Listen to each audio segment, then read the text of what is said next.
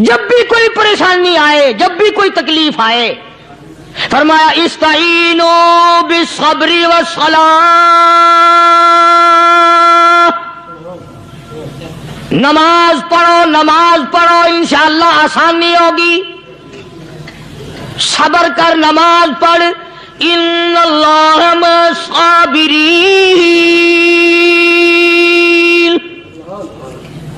اللہ پاک صبر کرنے والوں کا ساتھی ہے، صبر بھی کرتا جا، نماز بھی ادا کرتا جا، جس سے تیرا بگاڑ ہے یوں بھی سوچتا جا میری طرف سے کوئی ظلم نہ ہو جائے، میں مارا جاؤں۔ السلام علیکم گائز، قاری حنیف ملتانی صاحب کا آج پھر سے بیان لے کر حاضر ہوئی ہوں۔ آج کے بیان کا ٹاپک ہے اللہ ان 5 لوگوں پر بیماریاں اور مصیبت کیوں بھیجتا ہے۔ بیان کو توجہ سے پورا سنیں، انشاءاللہ بہت زیادہ فائدہ ہوگا۔ ویڈیو کو لائک کریں، چینل کو سبسکرائب کریں۔ اللہ کے نیک برگزیدہ بندے، مقبول ترین بندے، اللہ والے، اللہ کے ولی، بزرگان دین رحمہم اللہ علیہم اجمعین کے واقعات اور مختصر سے حالات اس نیت سے عرض کر رہا تھا کہ ہمیں بھی اپنے گریبان میں جھانکنے کا موقع ملے، ہم لوگ بھی یہ سوچیں کہ یہ اللہ والے تھے، پیٹ بھی تھا، نفس بھی تھا، بیوی بھی تھی، بچے بھی تھے، پیاس بھی لگتی تھی، بھوک بھی لگتی تھی، کپڑا بھی درکار تھا، سردی گرمی بھی آتی تھی، ان لوگوں نے اللہ کی رضا کیسے حاصل کی؟ نیت میری کسی کی تردید مقصود نہیں، سمجھانے کے لیے کہتا ہوں جیسے سڑک پہ پیدل آدمی چل رہا ہو اور پاس سے کار گزرتی ہے تو دل میں خیال آتا ہے کہ میرے پاس بھی کار ہوتی۔ ان اللہ کے نیک بندوں کو دیکھ کر میں اور آپ کیوں نہیں سوچتے کہ میں بھی اللہ کا نیک بندہ بن جاتا؟ کوٹھی بنگلہ دیکھ کر، لمبا چوڑا کاروبار کارخانہ دیکھ کر آدمی کے دل میں آتا ہے یارو یہ کارخانے دار ہے، میں اس کا مزدور ہوں۔ تیرے دل میں یہ بات کیوں نہیں آتی کہ میں نماز بھی نہیں پڑھتا اور فلانا ساری رات سویا ہی نہیں؟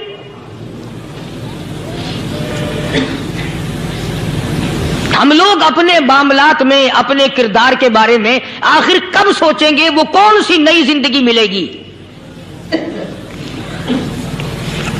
بس ایک دھوکہ لگا ہوا ہے، او جی میں تو گناہگار ہوں میرا کیا، او جی میں تو گناہگار ہوں میرا کیا، یوں کرتا کرتا ہی مر جائے گا، توبہ نہیں کرنی۔ کوئی آدمی پلیت ہو اور وہ یہ کہتا رہے او یار میں تو پلیت ہوں، یار میں تو ناپاک ہوں، میرا کیا میں تو ناپاک ہوں۔ اللہ کے بندے پانی کے پاس جا، غسل کر، پھر ہی تو پاک بنے گا۔ اپنے آپ کو پلیت پلیت کہتا رہے یوں تو پاک نہیں بنے گا۔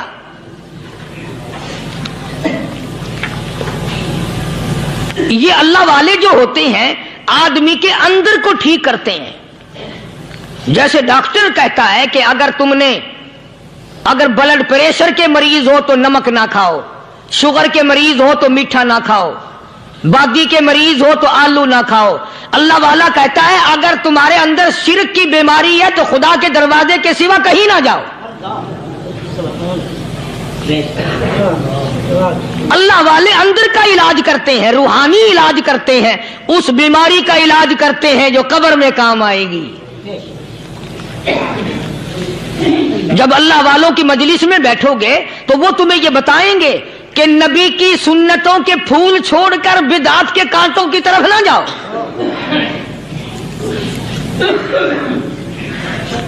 اور ہدایت ہے محمد کریم صلی اللہ علیہ وسلم کی، سبحان اللہ۔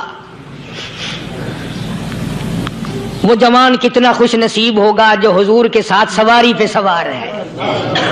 اللہ اکبر۔ سیدنا معاذ بن جبل رضی اللہ تعالیٰ عنہ کی ذات اقدس ہے،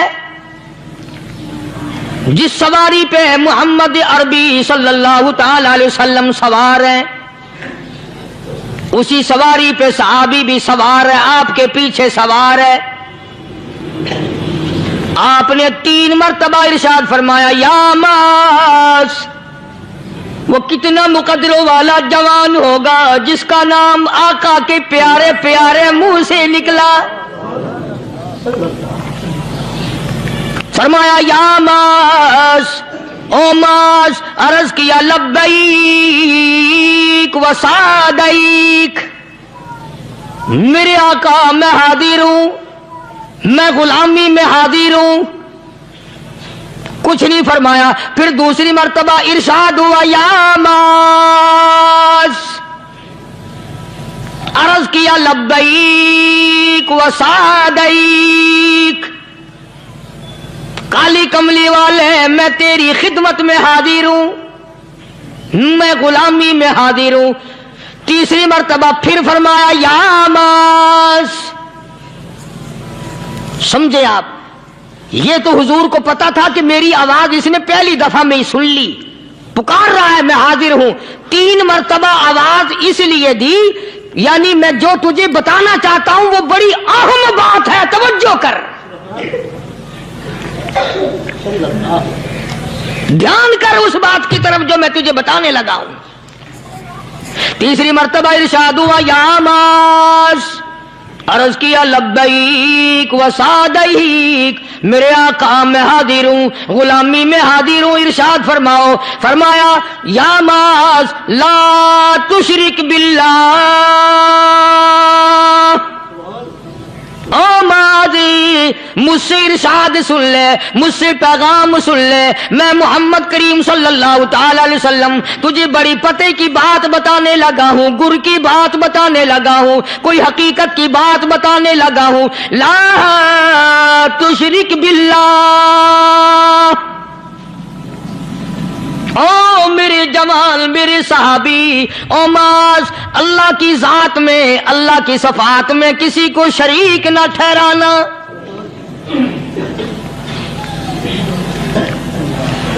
کسی کو بگڑی بنانے والا نہ سمجھنا، کسی کو پریشانی دور کرنے والا نہ سمجھنا، زندہ کرنے والا، مارنے والا، فقیر بنا دینے والا، فقیر کو شہنشاہ بنا دینے والا اس کے سوا کوئی نہیں.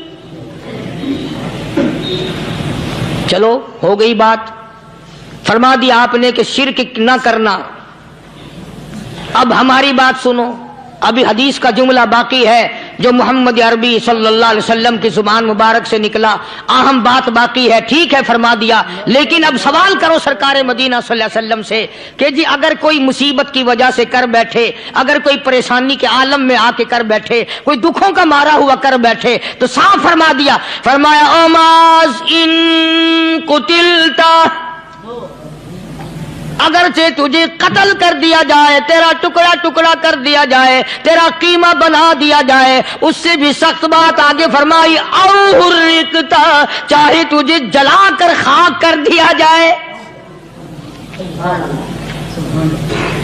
تیرا قیمہ بنا دیا جائے، تجھے جلا کر راکھ بنا دیا جائے، کسی حال میں بھی تجھے شرک کرنے کی اجازت نہیں. اور ایک اور بات میرے سے سن کر پکا کے لے جاؤ، چوری کرنے والا ساری عمر چوری کرتا ہے، لیکن کبھی ایسا دن اس کی زندگی میں نہیں آیا ہوگا جب وہ یہ کہے کہ میں عبادت کر رہا ہوں. لاکھ چوری کی ہو، یہ کہے گا کہ میں گناہگار ہوں، چوری کر اپن چلو تمہارے منہ پہ نہیں کہے گا، دل میں کہے گا. زنا کرنے والا کبھی نہیں کہتا کہ میں گناہ نہیں کرتا، شراب پینے والا کبھی نہیں کہتا کہ میں گناہ نہیں کرتا، حرام کھانے والا، رشوت لینے والا کبھی نہیں کہتا کہ میں گناہ نہیں کرتا. شرک ایسا گناہ ہے، ایسی گمراہی ہے، اس کو بندہ گناہ سمجھ کر نہیں عبادت سمجھ کے کرتا ہے. اور ارشاد فرمایا محمد عربی صلی اللہ علیہ وسلم نے کہ شرک کرنے والے کو توبہ کی توفیق نہیں ہوتی. وہ اس کو برا سمجھے تو توبہ کرے، جب وہ اس کو برا سمجھتا ہی نہیں تو گناہ سمجھتے ہی نہیں تو توبہ کائے کی کرے گا وہ. میں عرض کر رہا تھا کہ یہ جو اولیاء کرام ہیں، بزرگان دین ہیں، اللہ والے ہیں، یہ شرک کی لعنت سے آدمی کو بچانے کے لیے ساری زندگی کوشاں رہتے ہیں. حدیث پاک میں آتا ہے، ارشاد فرمایا محمد کریم صلی اللہ علیہ وسلم نے کہ جب آدمی گناہ کرتا ہے، فرمایا ان فی الجسد لمضغۃ اذا صلحت صلح الجسد كله واذا فسدت فسد الجسد كله الا وهي القلب او كما قال النبي صلی اللہ علیہ وسلم. ارشاد فرمایا آدمی کے بدن میں ایک گوشت کا ٹکڑا ایسا ہے کہ جب وہ ٹھیک ہو جائے تو سارا بدن ٹھیک ہو جاتا ہے، جب وہ بگڑ جائے تو سارے بدن کا نظام بگڑ جاتا ہے۔ الا وہی القلب، سرکار مدینہ صلی اللہ علیہ وسلم نے فرمایا وہ دل ہے۔ دل آدمی کا سنور جائے تو سارا کچھ سنور گیا، دل بگڑ گیا تو سب کچھ بگڑ گیا۔ ریاکاری دل سے پیدا ہوتی ہے، تکبر دیکھنے میں نہیں آتا، دل میں پیدا ہوتا ہے، فخر دل میں پیدا ہوتا ہے، عجب اور خودبینی دل میں پیدا ہوتی ہے۔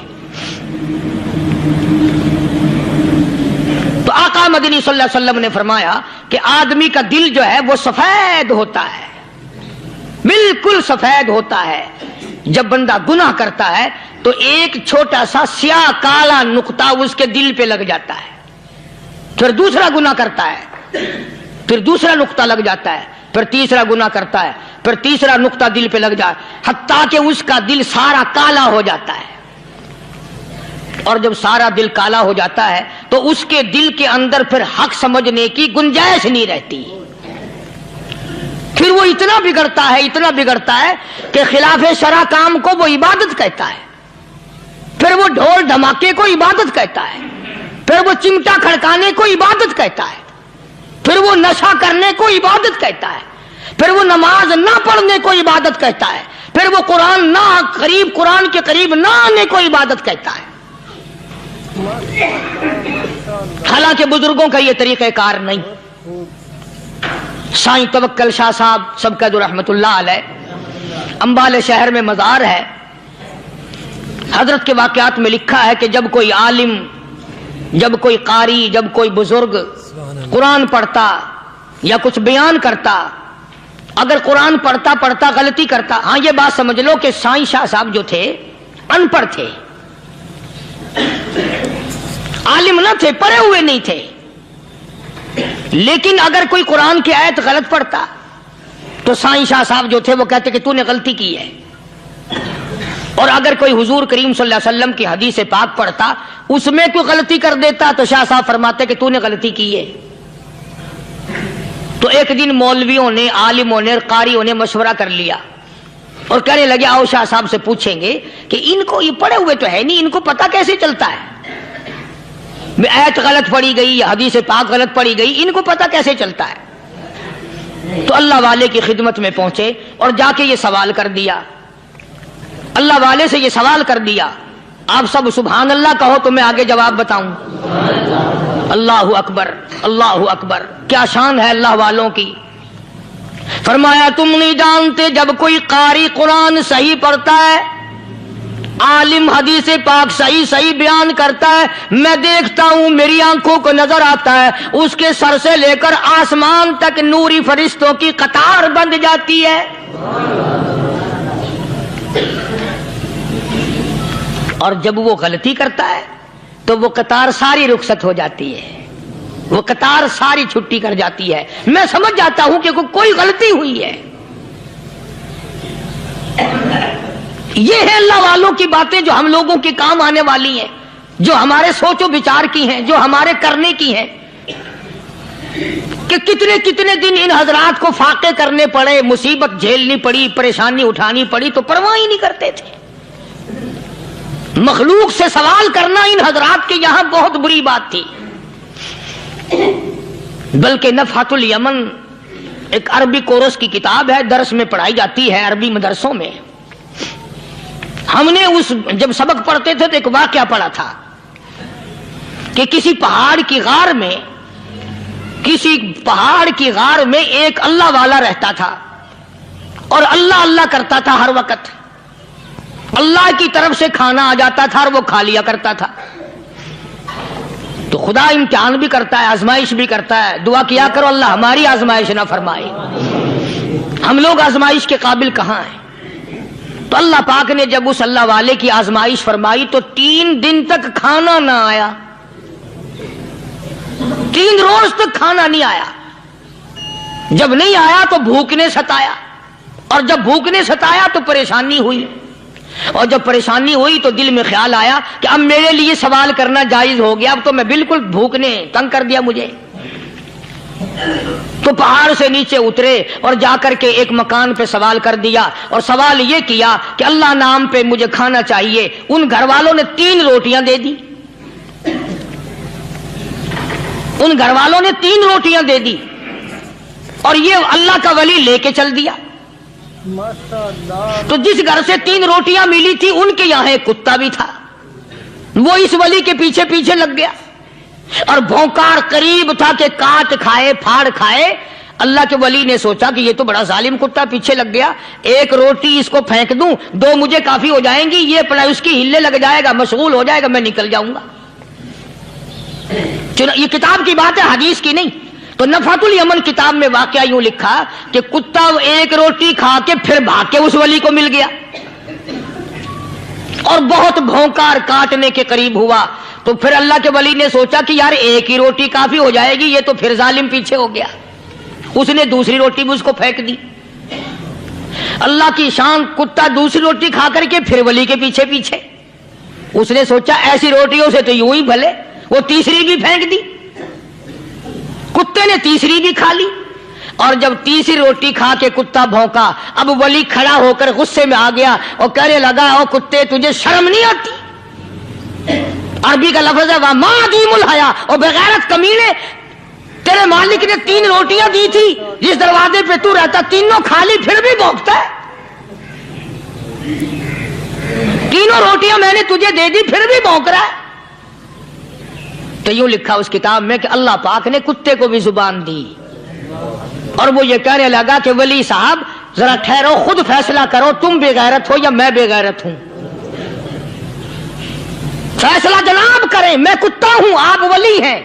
جنت کے کھانے کھائے, ارے 3 دن نہ ملا تو آدمی کے دروازے پہ آ کے ماتھا گھسایا, جھولی پھیلائی, بھیک مانگی, مجھ سے قسم لے لو میں کتا ہوں. کئی مرتبہ 8 دن ٹکڑا نہیں ملتا, قسم لے لو اس دروازے کے سوا کبھی کسی دوسرے دروازے پہ نہیں گیا میں.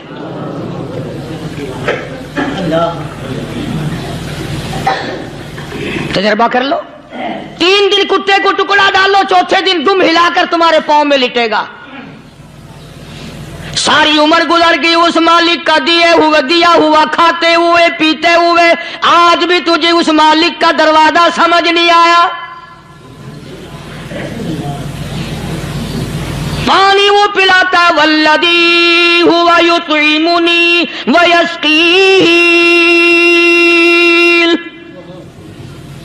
وَإِذَا مَرِضْتُ فَهُوَ يَشْفِينِ. کتنا کھلاتا ہے, کتنے اعلیٰ درجے کے کھانے کھلاتا ہے, طرح طرح کے کھانے کھلاتا ہے. پالا اس نے, سنبھالا اس نے, زندگی اس نے دی, اولاد اس نے دی, خوبصورت بیوی اس نے دی, گھر آباد اس نے کیا. تھوڑی سی پریشانی آ گئی, اب جا کے قبر کے سامنے جھکا کھڑا ہے, اس مالک سے میرا کام نہیں چلا, اور 4 گز زمین میں پڑنے والے, تو میری حاجت روائی کر دے.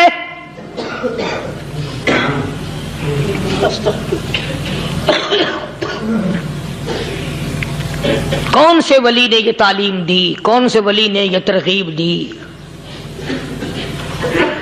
خواجہ قطب الدین بختیار کاکی رحمت اللہ علیہ, بابا فرید الدین شکر گنج رحمت اللہ علیہ کا پیر ہے. اتنے اللہ والے لوگ تھے, اتنے اللہ والے لوگ تھے. خواجہ قطب الدین بختیار کاکی رحمت اللہ علیہ کا آخری وقت دلی شہر میں آ گیا. نہ دولت تھی, نہ کوٹھی تھی, نہ بنگلہ تھا, فقیری.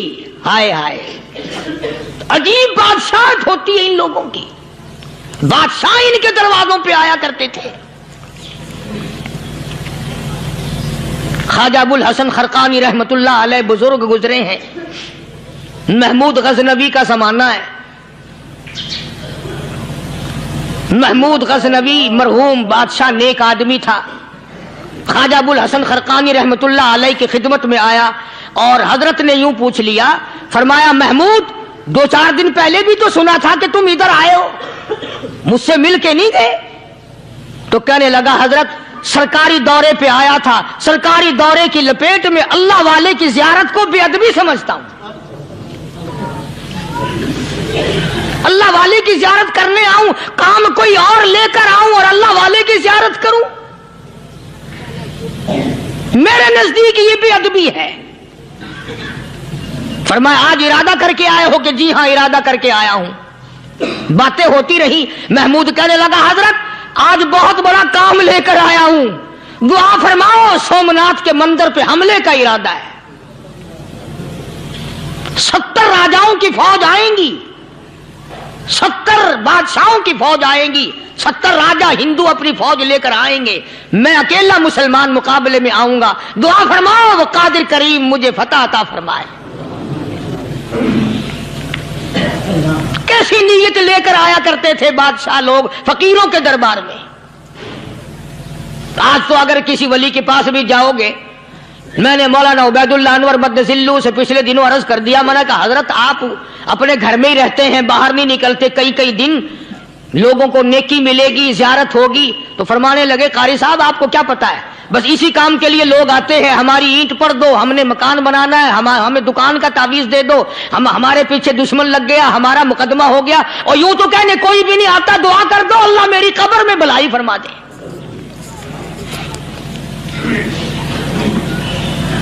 तो महमूद गजनवी ने ख्वाजा अबुल हसन खरकानी से दरखास्त की कि आप दुआ फरमाएं। अल्लाह वाले ने दुआ भी फरमाई और अपना मुसल्ला दे दिया। यूं फरमाया महमूद जब मुश्किल वक्त आ जाए इस मुसल्ले पे खड़े होकर 2 रकात नमाज अदा करना। पता चला कि अल्लाह की मदद जो है वो नमाज के साथ है। मैं तुम्हें भी बताता हूं, वली तो मैं नहीं, जब भी कोई परेशानी आए, जब भी कोई तकलीफ आए, फरमाया इस्ताईनो बिस्सब्री वस्सलाह,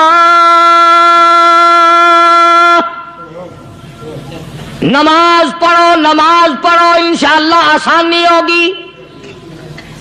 सब्र कर, नमाज पढ़, इन्नल्लाह मस्साबिरीन,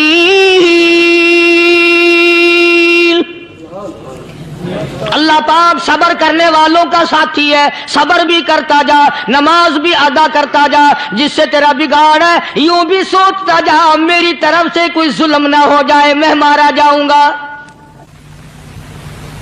सल्ला साथ लेकर चला गया और अपनी फौज को लेकर के सोमनाथ के मंदिर पे हमला कर दिया।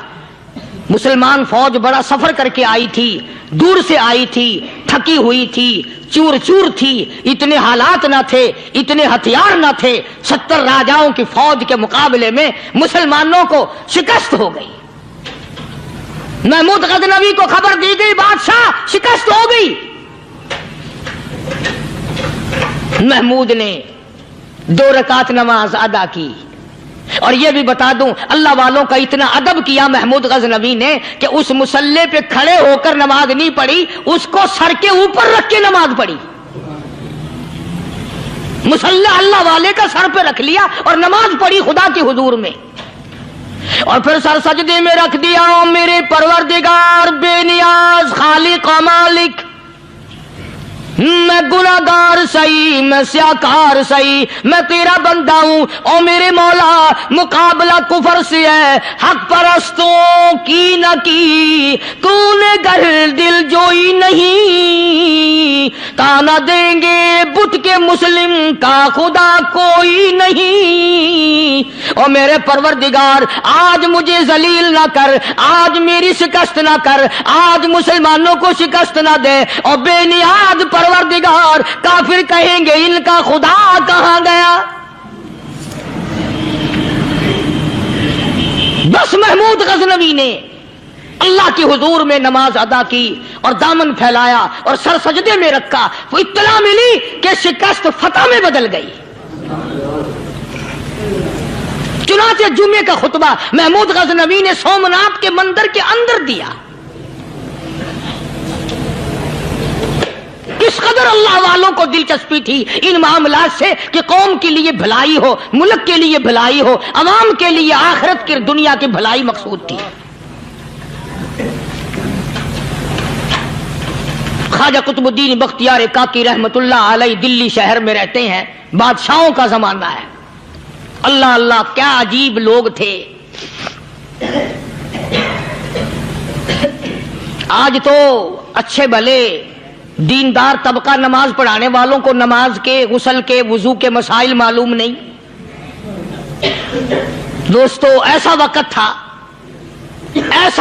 था सुल्तान सलाहुद्दीन खिलजी रहमतुल्लाह अलैह को बादशाह होकर अरबी की बहुत बड़ी 4 जिल्दों में किताब है हिदाया बादशाह सलाहुद्दीन खिलजी को जुबान नहीं आता। इतनी बड़ी अजीम किताब जुबान नहीं आती। वो बादशाह भी हुआ करते थे और वली भी होते थे। सुल्तान आलमगीर रहमतुल्लाह अलैह बहुत बड़ा बादशाह होकर, औरंगजेब है, आलमगीर है, इतना बड़ा अजीम बादशाह, मगर हुजूर करीम सल्लल्लाहु अलैहि वसल्लम की 5000 हदीसे पाक इस बादशाह को जुबान नहीं आती। और कुरान का हाफिज था, कुरान का कारी था, कुरान का आलिम था, कुरान का मुफस्सिर था, वली भी था, बादशाह भी था, अल्लाह वाला भी था। और इतना खौफ था दिल में, मैं तुम्हें क्या बताऊं। अल्लाहु अकबर, बादशाह होकर के कपड़ा खरीदा, मजदूरी करके कपड़ा खरीदा बादशाह ने, और कपड़ा खरीद कर उसकी टोपियां अपने हाथों से सी।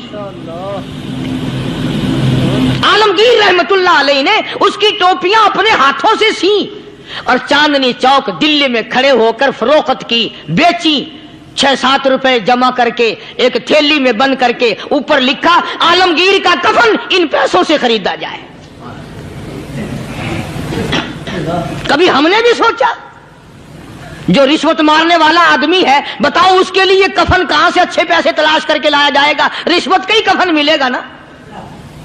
जो आदमी मिलावट करके पैसे कमाता है, फनकारी करके पैसा कमाता है, दगा और फरेब करके पैसे कमाता है, तो आज हमारा कफन भी सही नहीं, कफन भी दगा वाला, फरेब वाला, मिलावट वाला। बल्कि तुम तो कहते हो कि आजकल खाने के लिए खालिस कुछ नहीं मिलता। मैं कहता हूं मैयत को गुस्ल देने के लिए पानी खालिस नहीं मिलता। ये जो हम मोटरें नलके लगाते हैं, ये पैसे कौन से हमारे खालिस हैं? जो साबुन मैयत को मल रही है, कौन से पैसों का खरीदा हुआ है? जो खुशबू मैयत को लग रही है, कौन से पैसों की खरीदी हुई है? जो कफन पड़ रहा है, वो कैसे पैसों का कफन है? और मैं आगे बढ़ करके कहता हूं, जो कंधों पे उठाए जा रहे हैं, वो कौन से कुतुब हैं, कौन से अबदाल हैं? जिसने मैयत को गुस्ल दिया है, कभी मालूम किया कि वो कितना बड़ा नेक आदमी है? ये तो हमारे आखिरी वक्त का हाल है, और इस तरफ किसी का ध्यान नहीं, सोच नहीं, विचार नहीं, कतई तौर पर अंधे हो जाते हैं। ओ मियां ठीक है जो कुछ हो रहा है। अच्छा एक बात अर्ज करूं, अल्लाह तबारक व तआला के यहां जब हम जाएंगे, अगर और सारे मामलात को छोड़ दो, अल्लाह पाक यही पूछ ले कि मियां ये कफन जो पहन के आया ये कैसा है? ये जो कफन पहन के आया ये कैसा? हम क्या जवाब देंगे? बादशाह आलमगीर रहमतुल्लाह अलैह ने थैली पे लिख करके बंद करके रख दिया, जब मेरा इंतकाल हो जाए, मेरी मौत आ जाए, जब मैं दुनिया से रुखसत हो जाऊं, जब मैं दुनिया से चला जाऊं, मेरा आखिरी लिबास जो मैंने साथ लेके जाना है, वो शादी के जोड़े दुनिया तैयार करती है, सफर के जोड़े दुनिया तैयार करती है, गैर मुल्कों में जाने के लिबास दुनिया तैयार करती है, इधर उधर जाने के लिए, तकरीबों में जाने के लिए जोड़े लिबास पोशाक दुनिया तैयार करती है। और मैं कहता हूं लोगों, कब्र की पोशाक हम कब तैयार करेंगे?